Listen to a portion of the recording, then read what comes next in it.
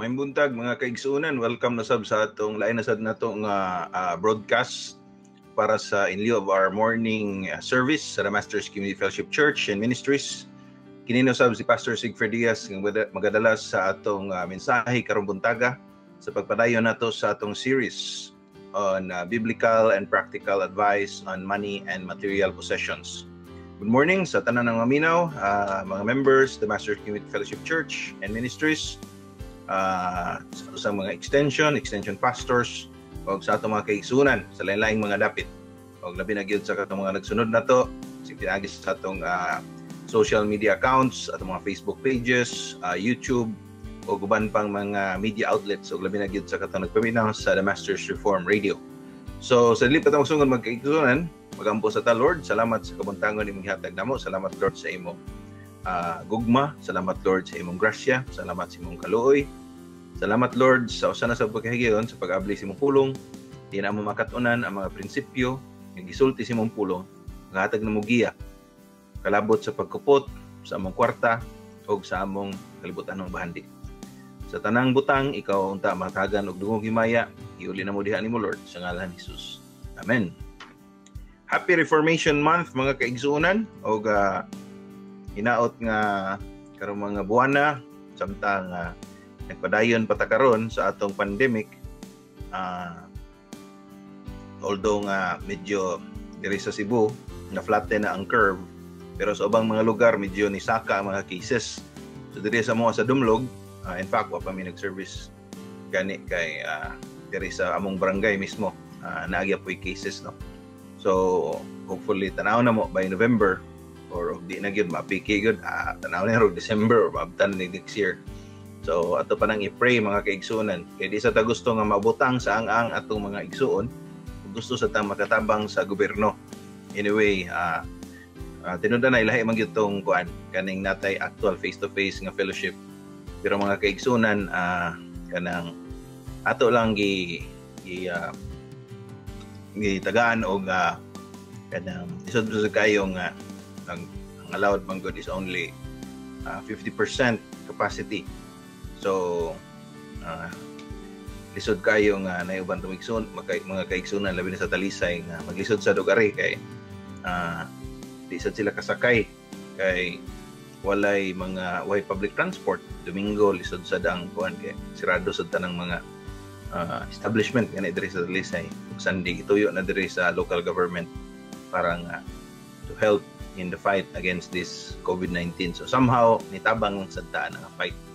So I hope and pray nga bisag sa ani pandemic tagsa na tong mga kaigsuonan na karon silang panimalay o throughout the week, no, pwede man tang mag-discipleship, mag-abli sa itong Bible. Fact mo na itong encourage nga hinaut punta nga atong kuhaon nga higayon karong pandemic nga kanang bitang theme karon sa Office of the Presidential Advisor on Religious Affairs, no, kanang bawat bahay sambahan. So hinaot nga ang atong mga kaigsuonan karon madag semana sa Ginoo nagkaton ta siyang pulong pinagi sa pag-abli siyang pulong natay mga discipleship materials nga available na mature nga Christian maka-abli siya siyang pulong basa ta sa word sa Ginoo makatubo ta sa atong espirituhan ng kinabuhi and natay higayon mas mahayo maka-abli ta sa atong available man atong mga wali online, natay Sunday morning, natay Sunday evening nga wali, nasa tay wali nga gibuhat sa ubang mga pastors nato.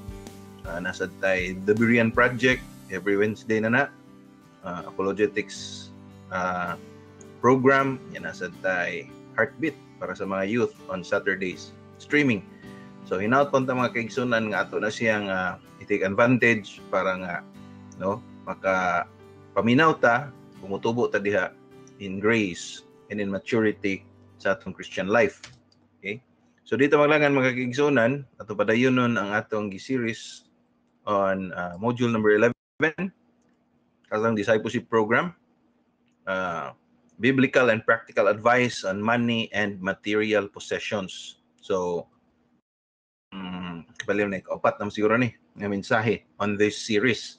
So again, ato ning gihimong series kay Although nga naagyan na nato sa church years ago, pero ang usa sa rason is that karong mga pandemic times, lisod kayo kay lisod pa kay mga tao unya daghan pa kay mga scammers nga nanggawas. Need sa lagi kwarta. Unya ikaduha, we want also to have a recording of our discipleship series. So ato na lang gi-take ni advantage and opportunity para sad for our spiritual growth, no? Remind ta sa mga prinsipyo nga discuss ani nga module, okay? So hopefully katong mga disciples ka-go through sa module 11, na natay resource material on this, hinaot nga mahimo ning blessing sa matag usa. Okay? So ato ning hinay-inayan, kada point gyud gigahinan nato, wa ni nato dali susama sa atong pag emphasize sa atong discipleship program nga dili ni siya dali-dalion, kung dili dapat hinahinayon lang kay usa ka kinabuhi nga atong gibatuto diha ni Kristo, para nga makasabot gyud. Okay?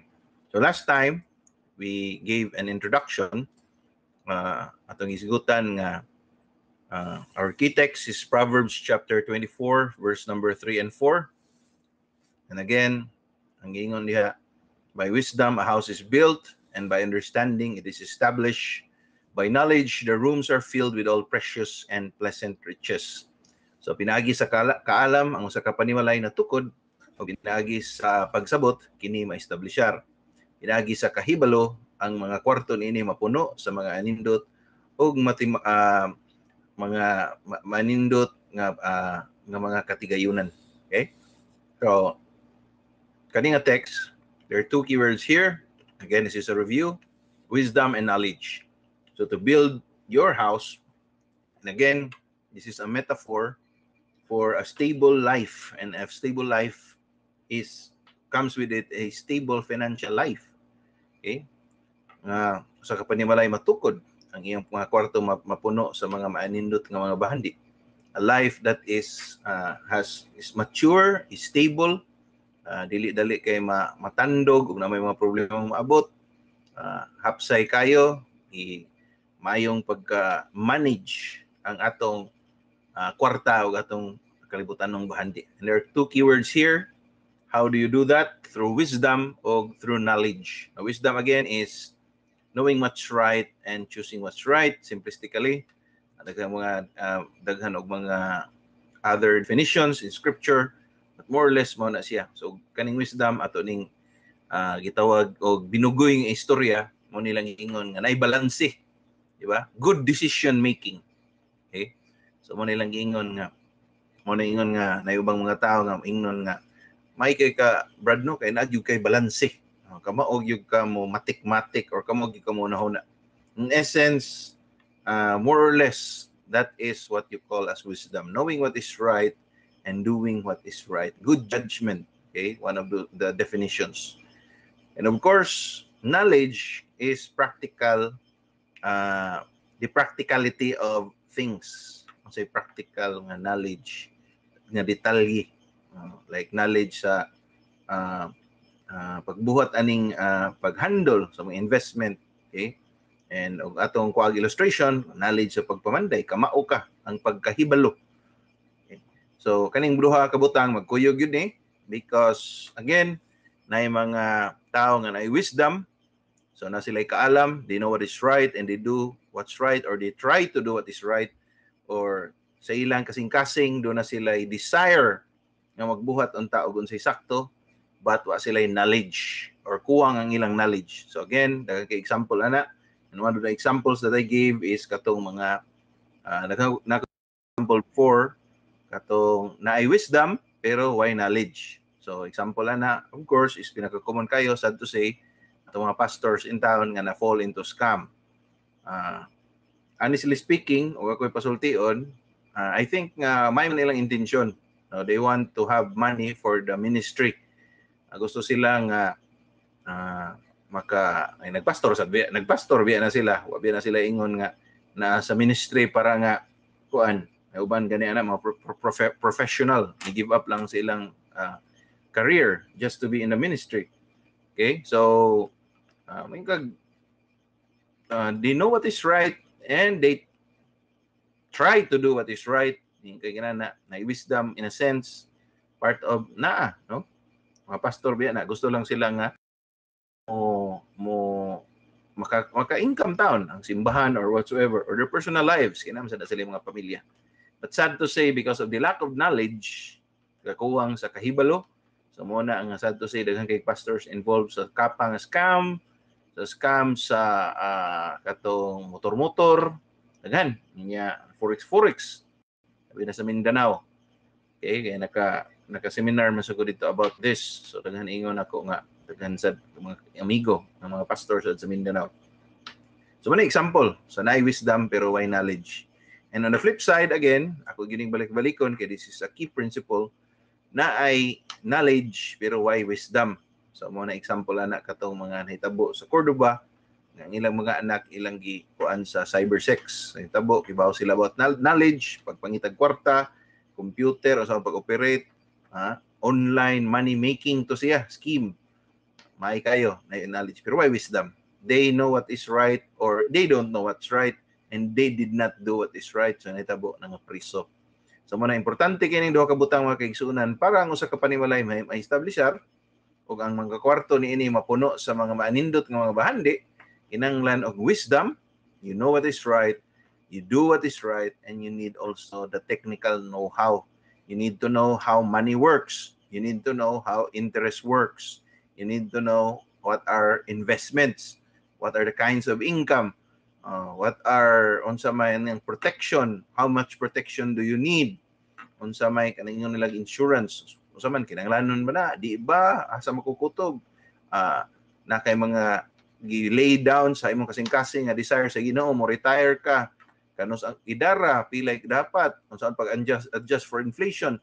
These things are knowledge, okay?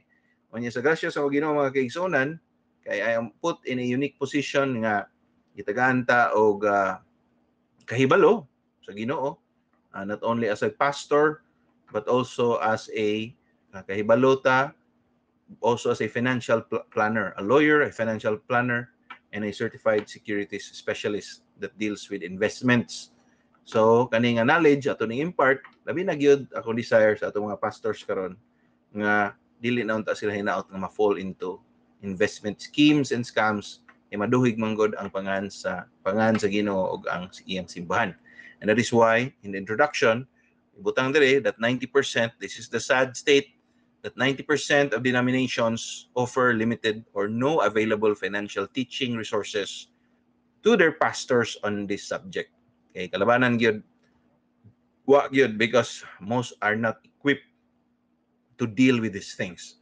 But ako, I've been trained to do this, and as a member, as a kaning practicing financial planner, writing articles and dealing with things like this, talking to people about this. So I hope and pray nga natay makuha sa atong series of lessons or sa atong wali as we go through this series of messages in the next next Sundays, no? Taas pa ni siya. Okay? And first of all, we will not go into details pa about knowledge. Ang first part actually is wisdom. These are the fundamental principles about money and material possessions. Fundamental principles. So we need to learn, kinanglan may balotani nga mga prinsipyo kalabot sa kwarta ug sa mga kalibutanhong bahandi. Okay, before we go to the knowledge part.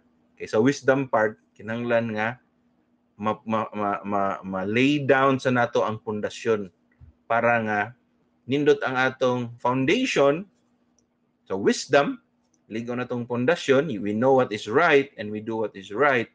Then when we go to knowledge, nindot kay balansim gini siya. You need wisdom and knowledge. So when you go to knowledge, you know the technical know-how and you have the right foundation when it comes to knowing what is right and doing what is right. Now, fundamental principles, number 1, all that money and material possession belongs to God. So tanan ato ginaisil sa tong hauna, so that we will not make wrong decisions when it comes to spending money, when it comes to investing money, when it comes to earning money. We have to realize nga tanan nga naa na to, it belongs to God. And sometimes, as I said, mahimo ra na siyang lip service. Marag istorya ra ba takuto ba? But it does not really reflect on how we spend, we earn, and we invest our money. Pero realize ta nga sa Ginoo din ni, then we are more careful. Why? Because we are merely, number 2, stewards of our money and material possessions. Igo ratang gipialan, dili ato. So kinanglan nga careful ta og asa ta mo gasto, unsa atong gigastuan, because we are merely stewards of our money and material possessions. And by the way, not only money and material possessions, even our time, our talents, our whatever we learn on sa atong connections here, we are stewards of everything that God has given us. Okay? Next. It's a quote from John MacArthur. Ako na nang gi-discuss last time. Now, last Sunday, ito siya was the previous Sundays. Kani siya was last Sunday. Riches and wealth and success comes from God. Ang tanan nga pagka madunahan ta or atong unsay naa nato gihuptan o atong pag-asinso ani kinabuhi, it comes from God. Okay? God promised both spiritual and material blessings to those who are faithful to Him. Nisaad ang Dios og dili lang spiritual anon o kundi material sad nga panalangin sa katong mga mutuman sa iyang gisulti. Okay? So dili na siya ingon nga this is not some kind of prosperity gospel preaching, but ang imong tanawon, there is always a certain reward. Why? God established a set of rules on how the world works. With what you sow is what you reap. Of course, kung magkuhi ka, maning sagyo ka. If you work hard, you will succeed. If you're lazy, you will not succeed. Now, take note, mo ni siya caveat. Okay? Mo ni siya warning diri. Or mo ni siya but. Take note, ha? Yan may uban nga. Lain man ang walis uban nga, kinanglan nga. Dato ka, kaya di ka dato, basig nakasa ka, or di ka spiritual. That is wrong theology, di ba? Prosperity gospel. God wants you to be healthy, wealthy, and prosperous. Okay? This is not what we're teaching, but rather, yes, na blessing, but the level of blessing, the level of success, how much wealth you have, all depends on God. So, unsay gusto at the end of the day, kay naay rules ning kalibutan na, maningkamot ka, you will earn, yes. Definitely, you will earn something. Mo gingon sa Proverbs chapter 14, verse 23. Ato na nang ibasa last time, just to recap, di ba? In all toil, there is profit. Sa tanang paghago, doon nagyoy ginansya. O kung sa kadakang ginansya, gamay ba or dako, how much wealth you have, all depends on God. So ayaw og pag kanang palabi ba nga marabitaw hapot na lang ka nga hala sudlan gyud mo tanan kay gusto gyud ka mabilyonaryo kana mabilyonaryo ka. It does not depend on you, it depends on God. So susaw nimo pagpaningkamot unya may Ginoo nga tausanaryo ra gyud ka kay diha ra man gyud ka kutob mo may gusto sa Ginoo ang mansagkuan gusto gyud ka mo abton gyud mo mga langit og mga bituon og mga unsa pa na diha nya ang gusto sa Ginoo nimo maabot nimo ang imo ra man kisame, di ba? Lain sa nang istoryaha o magtinapulan ta, lain sa nang istoryaha o wa ta ni eskwela tarong, lain sa nang istoryaha. What your job, my job is to do our best for the master. Okay? Kung eskwela ta, eskwela tagtarong, we get good grades, matrabaho tagtarong, magnegosyo tagtarong. We do our best. We are good stewards of what we have, and so on and so forth. And atong paaboton ang Ginoo nga mo panalangin. Okay? Ingon ana unta atong attitude. So dili kay Ginoo ra may bahala. So nagpabanjing-banjing ra sa diha, nagligid-ligid ra sa ka, wasa kay gibuhat sa imong life. That is not good stewardship. Ang Ginoo calls for good stewardship, di ba? Ako, ihatag yun ako pirming illustration. Niyato kog Negros one time, nangambak dayon ang mga kargador. Perti mang mingawa sa akong gisakyan. Gamay ra kay ming pasahero, I think mga less than 10 rami. So pag-ambak sa mga kargador, kanang mudunggo na ang barko ba, o kaning fast craft. na ding ambak ning mga kuan, mga kargador niyo. Karga sir, karga. Karon kay wa man gyud nagpakarga kay gamay ra kay pasahero. Nya ang gida kanang hand carrier ang mga kargador in town dito ton sila sa Daplin. Mara sila kanang bugat kay lang nga baga ba. Nya ni ana sa taong usa. As kang paita. Wa kita kwarta taron. Namaya. Now that was a remark nga siguro joke lang or something, but if you really think about it, marsig nagmahay ba? Pero namayabas mo gud, di ba? And that, my friends, is not good stewardship. Okay? Kung estudyante ka, you're supposed to do your best nga magtuon. Di ba? Kung nagtrabaho ka, you're supposed to do your best nga motrabaho. Nga di ka manika sa imong time, sa imong employer, you do your job properly, you do your best in your job. Kung nagnegosyo ka, wa ka nang binuang, you do your best in your business. That is what you're supposed to do. You're supposed to be a good steward. Okay? Problema mo gud ron sa mga estudyante kay pabanjing-banjing, mo na, bahala ng Ginoo. How on earth, di ba? Remember, God established a set of rules on how the world works. And ay rules ning kalibutan na, what you sow is what you reap. Okay? Ang Ginoo mohatag na siya mga opportunity nimo. Paskilahon ka. Inani, if you don't take advantage of that opportunity, you are not a good steward. Ba? Karon, sabi na, this is a message para sa mga batanon. O katong napasa, yun, nag-eskwela, na ay makakuan. Karon, now this is a message about stewardship, about money, material possessions. Nya link man ni sa atong kuan, to pag-eskwela, etc. No? Sa karong mga panahon na, dili na gyud ka maka-excuse. Wala na gyud batanon karon nga maka-excuse. Bisan kay idara na ka, 40, 50 na ka, wala sa ki-excuse. No, ka-eskwela ka. Tinuod na kanang istorya sa mga kuan nga ako na nadato eskwela. Of course. Pero ang problema kay bisag bagger ganis gaysano, di mo kadawaton og wa kay high school diploma. That's the reality of life. So mo na nga kinahanglan ka mo eskwela. Okay? Nabitaw ko pastor sa una, one of my staff before. Gingnan ako siya nga I always encourage my staff nga pagkuan mo, i-upgrade din niyo ang inyong life. Diba? Because at the Masters Community Fellowship, we believe in bivocational work or calling. No? Although nga namin mga full-time pastors, calling man, depende sa Ginoo nimo, gusto nga full-time. Pero as much as possible, if naay pamaagi, nga maka-income ka sa laing pamaagi without relying on the support of the church, pangita og pamaagi nga maka-income ka. That is what we encourage in the Masters Community Fellowship. And by the way, hopefully grant sa Ginoo nga maka-develop og program, parallel Bible School at the same time TESDA.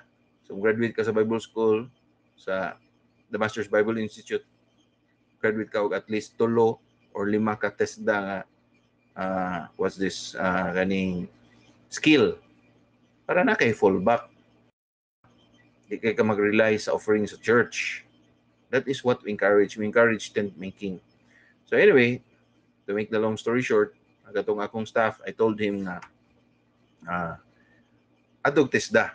Amo na akong iingon karon, dili na gyud taon mo maka-excuse mga young people.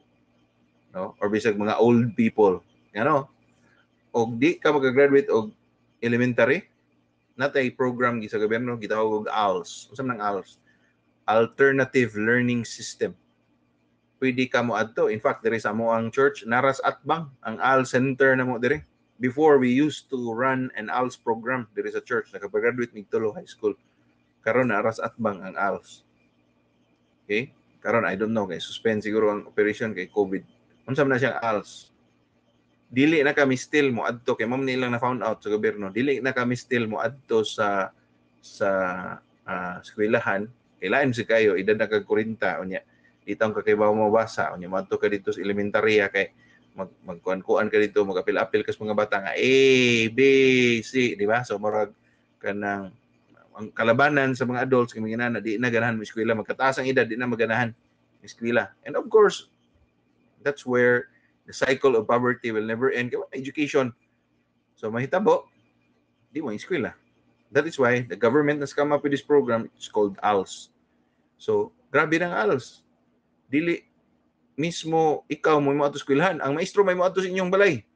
No, unya i-assess ka. Example, tindira kag isla, may naman ka anang math. Oh, dili na ka palabayan og daghan og math nga mga kwaon. Ari na kas English. Kato sa mga call center agent, may na may English, ya, di kayo ka kuha og math or whatever subject, amo to ibala nimo. Unya may issue ana sa diploma ang Secretary of Education mismo. Daghan kayo artista nga graduate sa ALS. So wala gyud kay excuse. Mahuman gyud kag elementary, mahuman ka og high school. Now, graduate na ka, high school. Okay. Pag-abot nimo og college, gilibre na sa atong presidente ang state colleges. So, may excuse. Di ba? Oh. There is a church, sa TMCF, natay mga scholars nga, natay, karon sa ni siya kabuok, scholar nga, gipa-eskwela diri. Oh. Sa una, napaibayad ang Talisay City College. Karon wala na. O, gipa-working na lang. Libre na. So, may gipangita na to. Di ba? Okay?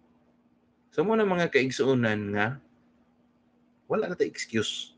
Kung di isag kaganahan og 4 years college, TISDA, libre. Tagaan pagkag-allowance. Kung sana sa mga gitanaw na ito nga vision rin sa TMCF o sa Master's Bible Institute, butang tag-TISDA rin nga training center, libre. Tagaan pagkag-allowance sa gobyerno. So, sabi magipangita ni mo. Ang problema sa mga tao kay tapulan.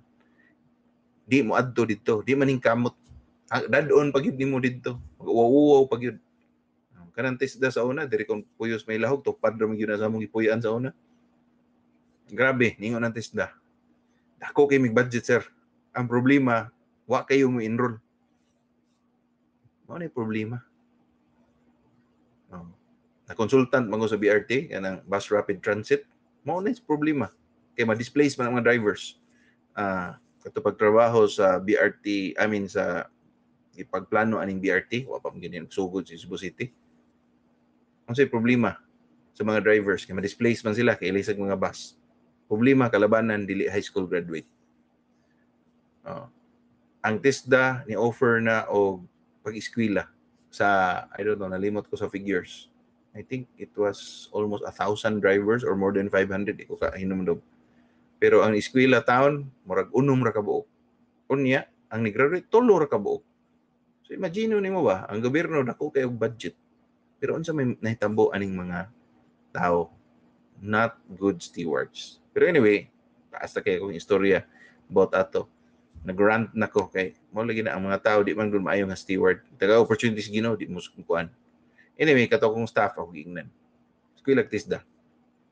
Kibaw mo mga kaigsunan ni adto siya og Minglanilla.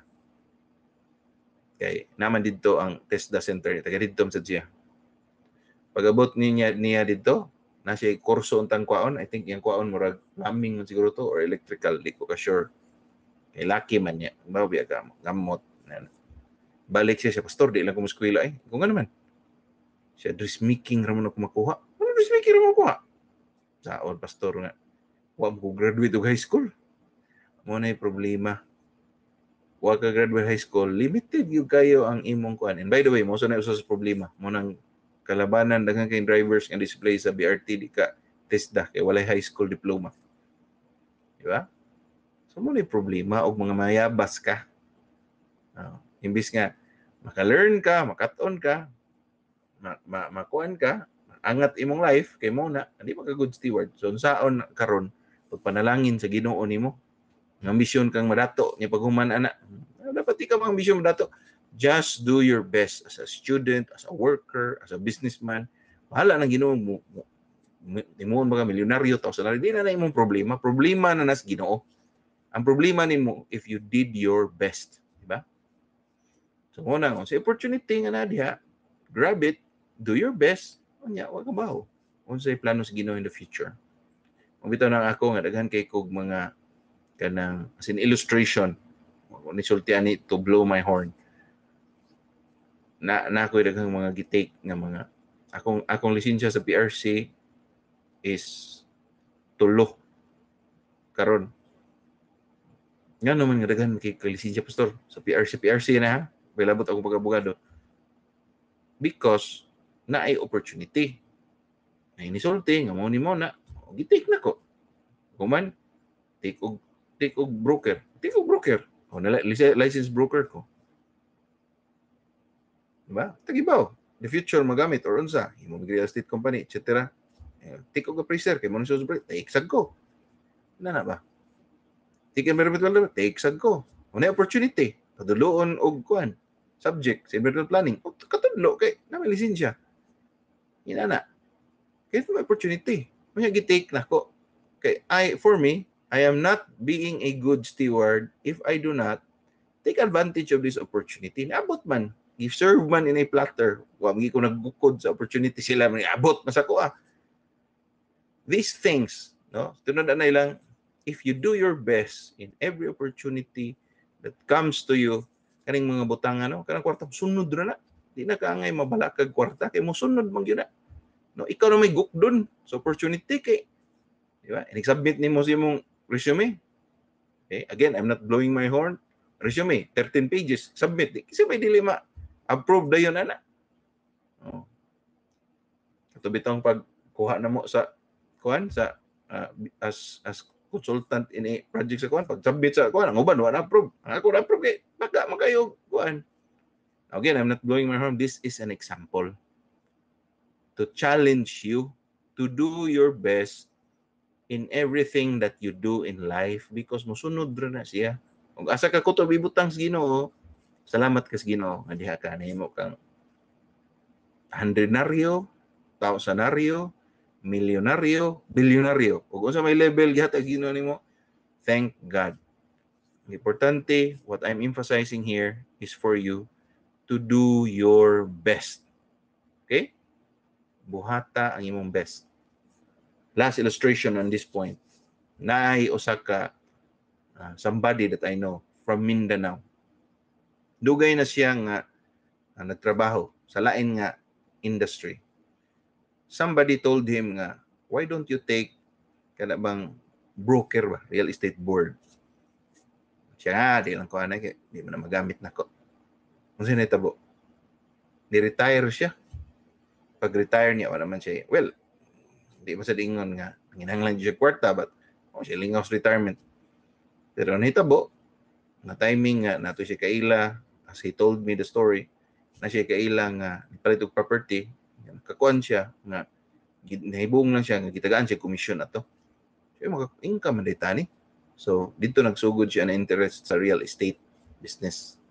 Ang problema, kaya di man siya broker. So, di ka broker, di mo ka demand og 5%, so lower lagi di maha.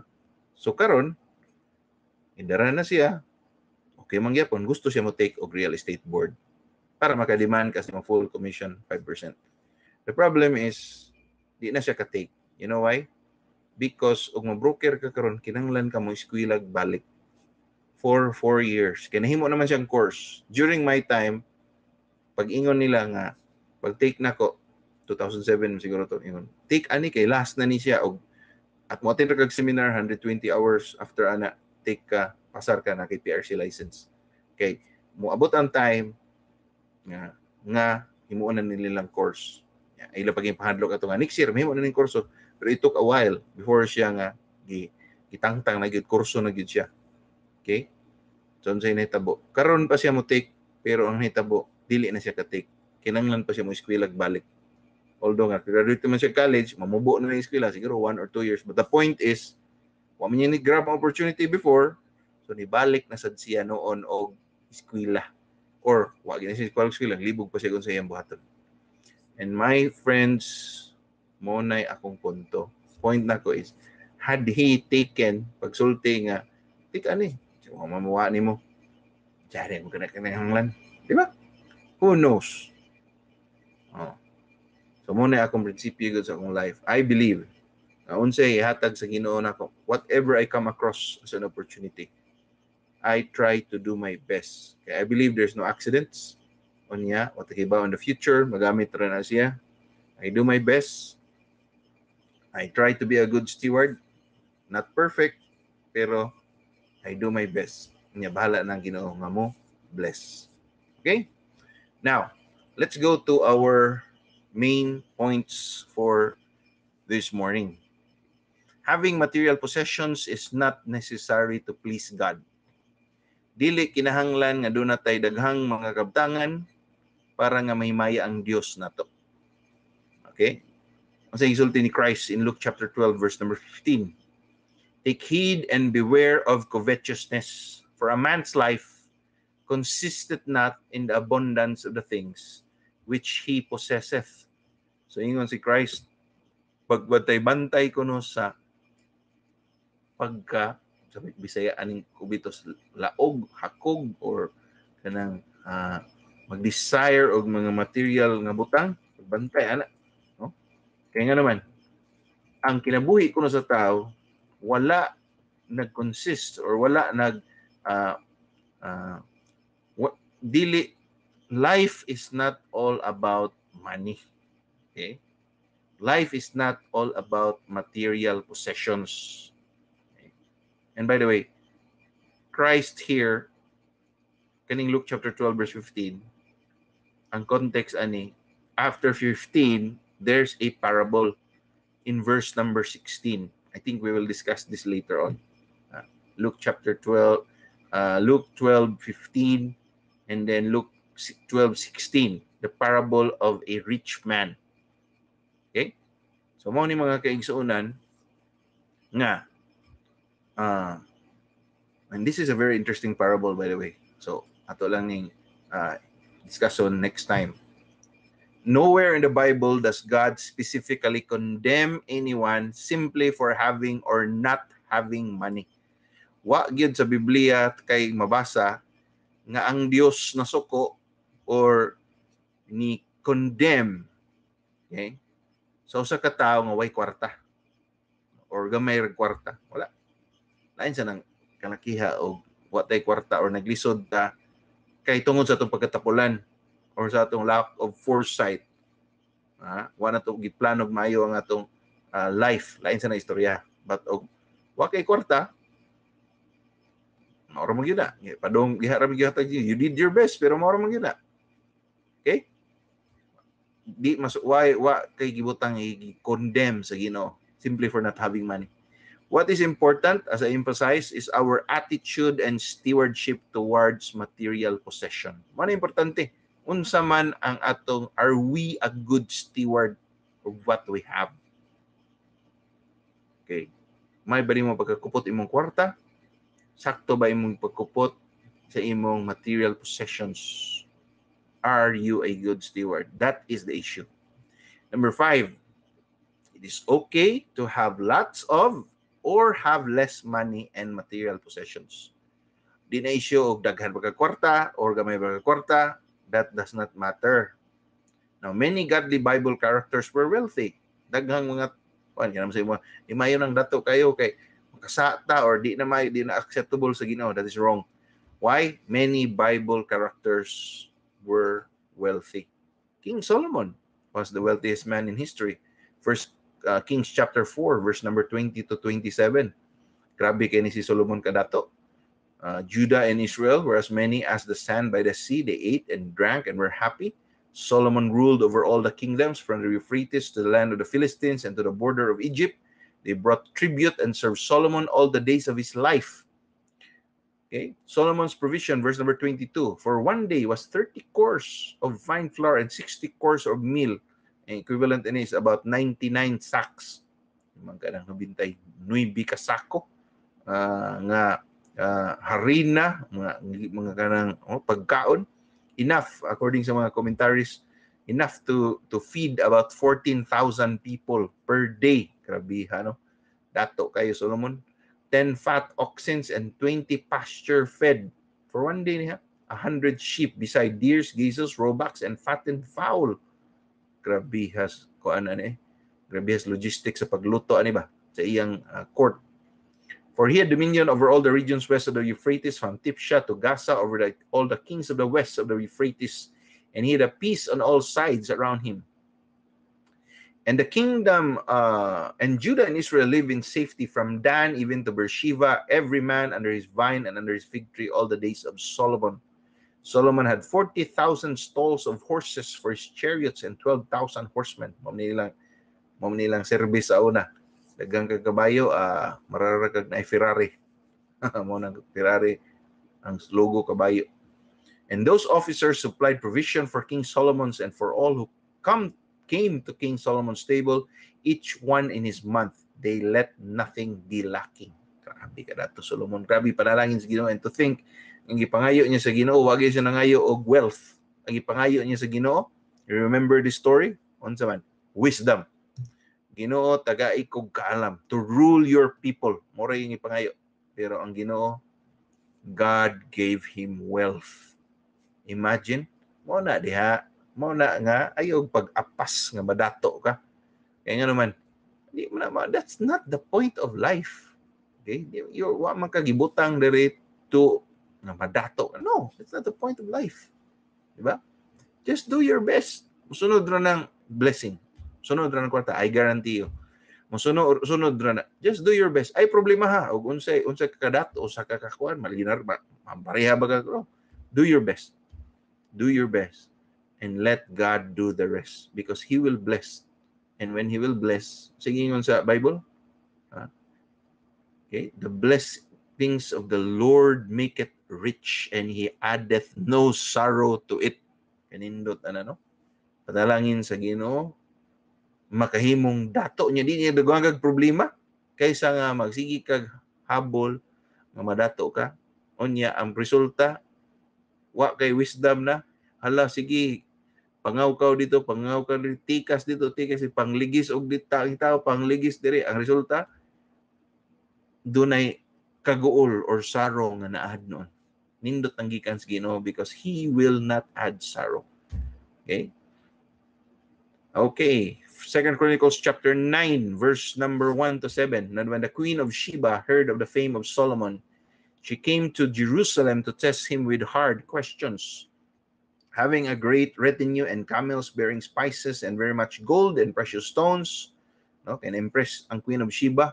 Kadungog siya nga grabe si Solomon, dako kayo palasyo, pero naghanag kaon, wise kayo. Ako yun yung bisitaan ng hariya. And when she came to Solomon, she told him all that was in her mind. And Solomon answered all her questions. No? Grabe kita sa Ginoo, wisdom, knowledge. There was nothing hidden from Solomon that he could not explain to her. And the queen of Sheba had seen the wisdom of Solomon, the house that he had built, the food of his table, the sitting of his officials, and the attendance of his servants, in grande kayo, their clothing, his cupbearers, and their clothing, his burnt offerings that he offered at the house of the Lord. There was no more breath in her. Ito pa, mo ni ang origin sa phrase, siguro nga, you took my breath away. Di ba? Grabe siya na shock siya, grabe ha grabe ka dato, nindot kayong palasyo, nindot kayong templo, daghan kay mga sulugoon, grabe kayong grande kita naon. And she said to the king, the report was true that I heard in my own land about your words and of your wisdom. Tinuod gyud ako nadunggan nga kabalaabot sa imong kaalam. But I did not believe until I came and my own eyes had seen in. Wa ko na siya nito, hangtod nga wa siya naabot dito. And behold, half the greatness of your wisdom was not told me. You surpass the reports that I have heard. Happy are your wives, happy are your servants, and could continually stand before you and hear your wisdom. Okay. Another person that was very rich was Job. Diba? In Job chapter 1, verse number 3, yan ang Bible, he possessed 7,000 sheep, 3,000 camels. And by the way, this is an agricultural society. So ang measure sa ilang wealth is padaganay o livestock. So dahan ka livestock, more or less, kwartahan ka. 7,000 ka karniro, kanaga na 7,000 by today's standards, dato naman sa gaya na. 3,000 camels, 500 yoke of oxen, and 500 female donkeys, and very many servants, so that this man, Job, was the greatest of all the people of the East. Grabe ka dato, no? Now, Agur even prayed that God give him just enough. Okay. Now, by the way, usa ni sa pinakanindot kayo nga prayer in the Bible. Proverbs chapter 30 verse 7 to 9. Ang aswat 8 ug 9 ra, but we will read first in verse number 7. And this is a Proverbs of Agur. Dili ni part of the book of Proverbs is written by this man. Ingon siya, 2 things I ask of you. Doon ako'y duha ka butang nga pangayoon nimo Ginoo. Deny them not to me before I die. Verse number 8. Remove far from me falsehood and lying. Ipalayo sa nako ang kanang pagpamakak o pag-istorya matarong. This is very interesting. Ang ikaduhang butang yang ipangayo. Give me neither poverty nor riches. Feed me with the food that is needful for me. Ayaw ko purduyag maayo Ginoo, ay sa kong padatuag maayo. Si Solomon o si Job, ayaw lang taon ako. Haskang, og kita pa nino, wag yun siguro yun nato, wag yun, di na ako ma-imagine nga na yung magampo na to, Ginoo, ay lang ko padatuag maayo, ay igo lang Ginoo ba? No? Bada na to, Ginoo, padatu ako. Basta Ginoo, imo lang kung madagoon lang ko na yung kung saan ito, hatag ko, patukuran ko na simbahan. Di ba? Para magsigino atong ilad-ilad ra ba? Ha? Kani siya, grabe yung prayer, oh. Give me neither poverty nor riches. Feed me with food that is needful for me. Basta makakaon lang ko Ginoo, nga kanang igo na ko sa akong kinahanglan. Okay na ko na. Kaya nga no, og sobraan sad ko nimo padato Ginoo, lest I be full and deny you and say, who is the Lord? Basig masobraan ko nimo panalangin Ginoo niya, makalimot na niya ko nimo. Ha? Siya na Ginoo. Nadato ko sa akong callingon, maiki ko mong trabaho, bright kay ko, nadato ko sa nang Ginoo. Ayo ko padato atog mayo Ginoo, kay makalimot niya ko nimo. Onya Ginoo, ay sa kong papobrihag maayo, or lest I be poor and steal and profane the name of my God. Kaya purdoy sa kay ko Ginoo, kasi mangawat na lang ko, unya, mawawan ang atong, madaot atong bad testimony, ana Lord. Di ba? What a prayer by Agur. Naa ba kataan nga attitude no sa atong life? Okay? It is okay to have lots of or have less money and material possessions. Dagan kag kwarta, okay na. O gamay ra kag kwarta, okay na. For as long as it is not a result of your bad stewardship. Okay? Diara kag butang sa Ginoo, diara kag kutob. Thank God for it. The issue, my friends, is your stewardship.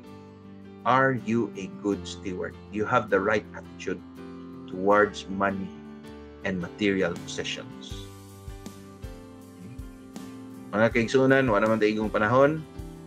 Sa ngalan na lang sa mga pastors sa the Masters Community Fellowship Church and Ministries, hininusab si Pastor Sigfred Diaz. You can visit our website at mastersfellowship.net. Pwede na niyo mapagnawan dito ang Masters Reform Radio. You can click on the ministries na dito, Masters Reform Radio. Nag-programming ta, daghan na tag-programs kay upload onya ato ning gi-ensure, no? Okay, og kuan ka og if you use manggod kaning sa muminaw ta sa Facebook, okay man sad kay kita nimo ang slides, kita nimo ang video na nagwali, but in terms of data, mas maka-save mo sa Masters Reform Radio lang mo maminaw kay audio raman. Okay? And you can see our church website there, our pwede niyo mo download ang mga slides, mga notes or whatsoever. Ito pa nang ibutang dito ang atong mga slides and even a e-copy of our discipleship material soon. And then you can visit also mastersbible.institute, TMBI.